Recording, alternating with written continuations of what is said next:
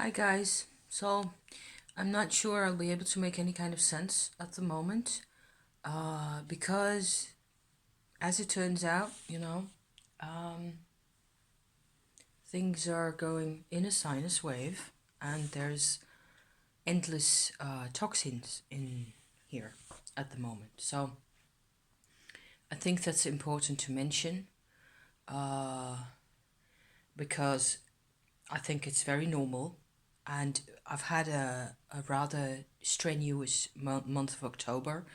Maybe it wasn't really all that noticeable. I kind of hope that it wasn't extremely noticeable, but especially working with the Tektite, which is right here. No, again, I find that there's a whole lot of toxins. My body's like sort of scrunching itself up in all sorts of ways, and whenever there is a time where I'm actually more relaxed, slightly or even a bit, the toxins tend to come out. And that means, going to the toilet extra a lot and needing hydration more than usual, even. And one thing I use especially also to get rid of the toxins in my body is lemon juice. I just will squeeze half a lemon and drink the juice with sometimes with a bit of water. And also generally avoiding too much sugar, basically, because that tends to also upset things. So I felt that that was important to put out there before anything else. The other thing is that I'm gonna dig out the toxin. I'm gonna dig out the Tektite. If I can find it, please. Yes, here it is. Because, having a bit more room between me and it, maybe. There's also a scarf here because of my throat, which was being a mess, and so hence the scarf, Um, I was having several thoughts in relation to the whole fear of abandonment issue. I was watching Lisa and Peggy's at Supportive Tarot's live chat just now, and about 3/4 through the live chat now. And it's really weird how there's a lot of synchronicity in everybody's themes at the moment. Striking, really, that it's well, let's say 6 or 7 times out of 10, the Self Worth Saturday episode or theme of the episode is spot on for me personally at that time. So it's extraordinary, really, and it's free, and you get to share and you get to see things or hear people talk about things that you're apparently not the only person having this thing and this issue and all that. So that's pretty wonderful. I wanted to, kind of bring a tiny bit of perspective from this side as well, onto the whole fear of abandonment. For me, has been extreme. I think that it isn't necessarily this level of extreme for everybody, but to me it has been impossible to live with, basically. And I suppose that what all my family really qualifies as is trauma survivors. So that makes it really difficult to find words for, which is something I've done on my channel already. I'm really trying to redefine myself, trying to find, and it's working, finding strength, finding courage in on all sorts of unlikely places, getting back into business all the time, using all the tools I can get in any all sorts of way that I can possibly, apply them, or strategies or thoughts. I will always, I'm really motivated to get rid of this, to get rid of the self-definition as a trauma survivor, because I don't like feeling this way. I don't like being a trauma survivor. And that's the point that I basically wanted to get to. I have a whole lot of, that I'm relating to what everybody's saying, and the way they're feeling and the way they, everything that's been said, basically, I can just go nod all the time because, yeah, I've sometimes been there. Not so much in adult grown-up relationships with people as with my parents and with my mother, basically. And I'm realizing how much of a problem it really was back in the day, and acknowledging that it's really counterintuitive for me. And that's basically the point that I'm trying to also get to here, is that I'm an astrologer myself, and I tend to always look at people and myself as having this really beautiful set of personal characteristics inside them. You're a child of God, basically. So what happens is that you have a really extensive, maybe, collection of traits or capabilities and all sorts of power inside you. And especially when we're really small and the power isn't really allowed to establish itself in the body, in the life, because of the, trauma and the history in general, then you get like this really twisted reaction.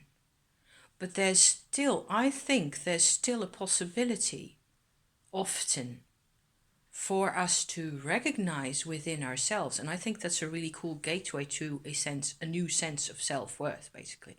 That's why I'm putting this out there. Where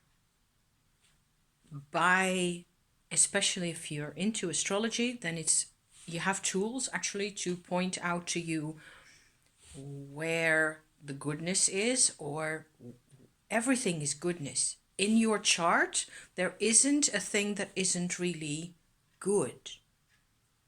You are a good person inside. In your capacities, basically as you are. That's what I'm trying to get at here. I'm trying to let us see ourselves on a different level inside. There is no way that couldn't be a good person. However, under pressure and when life is unlivable, basically, what comes out can be really twisted. And we're all, some of us, huge groups of people, I think millions really of people are twisted. And so we're constantly looking at the outsides of things. We're constantly looking at each other and at ourselves also from the outside, basically. Looking at the twistedness and the weird, the pain, the anger, and the abandonment, and the generation after generation, all that. We're constantly paying attention to those things, and we never get the opportunity, never ever, unless we are going deep into meditation. Yes, then maybe. But even then, I think the actual study of, or the actual getting to know, really know the inside of your life, the plus sides of your life, the potential, if you like, it's almost impossible. You can meditate for 30 years and not make it happen easily, because it's not something we're taught to look at. It's not something we're taught to experience even. We cannot feel and see the goodness inside, because it doesn't mean it's not there. So for me, I've always kind of been aware of this, because I've got this kind of a weird self-awareness as a Leo, I guess, and with some weird traveler type connections in my background, whatever it really is, I don't know. I've always felt like, but there's all this positivity about you that you can't see. I've always tried to relate to the positive of everybody, to please just give me so I can give to you, right?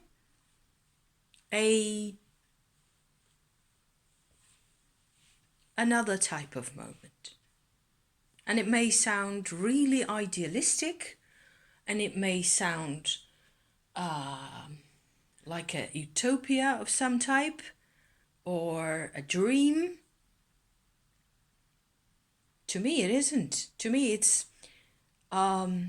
just a fact that people have huge qualities, and what comes out is difficult and twisted and dark, and it's just a continuation of the fight. I would just like to see everybody, I would like to have everybody go back to factory settings, you know? Something like that, where all of a sudden you'd not to erase your past or any of it, because we're supposed to learn from all this.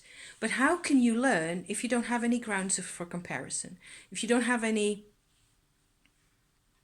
any thought processes that all of a sudden you see, okay, so for example, let me have one example of mine.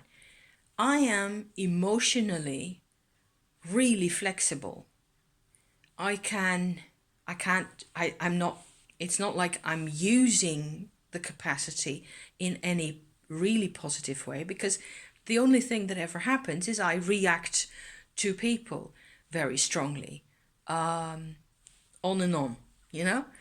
In the astrology, in my chart, it actually comes out as a set of planets, the moon and Mars, being in each other's signs. So what you get is often emotionally a kind of a loop, an endless loop emotionally. And that's something that I've had to really work on, to give myself another perspective, a separate perspective, to learn to calm down, to step away from the craziness, for a while. Because that's all it ever got to be. It got to be craziness. And it still tends to do that. It runs away with me completely. I get really angry. I get really scared. Everything just falls to pieces. It's Armageddon, hopeless. However, I've realized over the years, especially recently, that it's probably helped me survive this flexibility, because that's the other side of the thing, is that I'm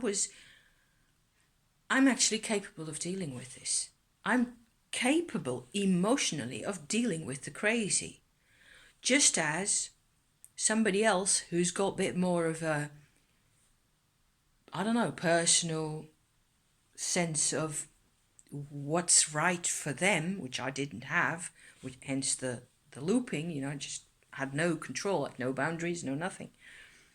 If you've got a better sense of boundaries, that also is positive, So that was my thought. It's like a couple of thoughts, or maybe it's the one thought in the middle and it's got a couple of sides to it, like that tends to happen. I know that it tends to also make me feel a lot better myself if I put the thing into words. And I'm glad that I did this again. It's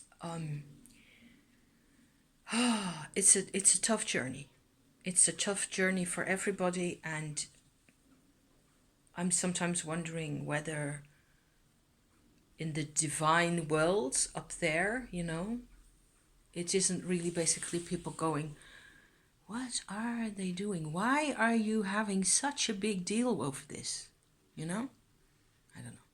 I'm just saying here. Thank you for watching. As always, thank you, and see you soon. Okay? Bye-bye.